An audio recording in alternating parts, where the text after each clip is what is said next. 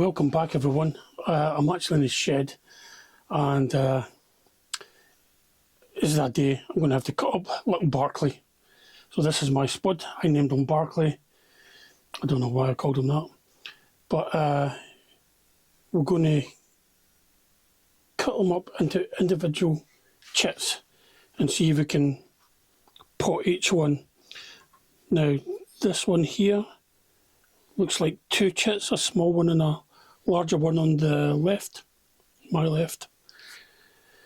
So I'm going to see if I can cut these up and I'll get them planted out. So let me swing the camera around and we'll get started. So this is my spud and I'm just trying to think of the best way to cut them up. I think if I have that one piece,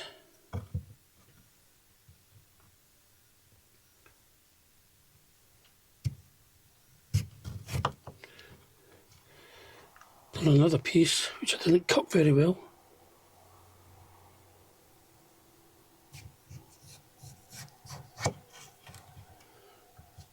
And that gives us a chit on each bit of potato.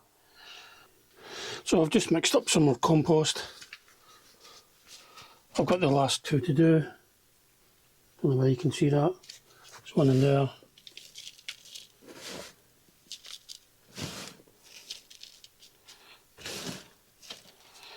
This compost is quite damp because the bag was sitting outside, so I'm not going to bother watering.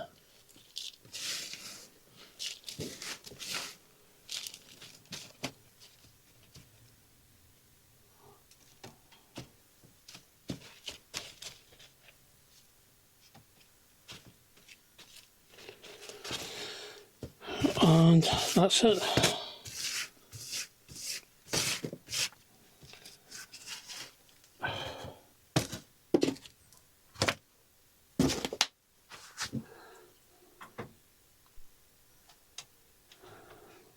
So now I'm just waiting on the potatoes to start shooting.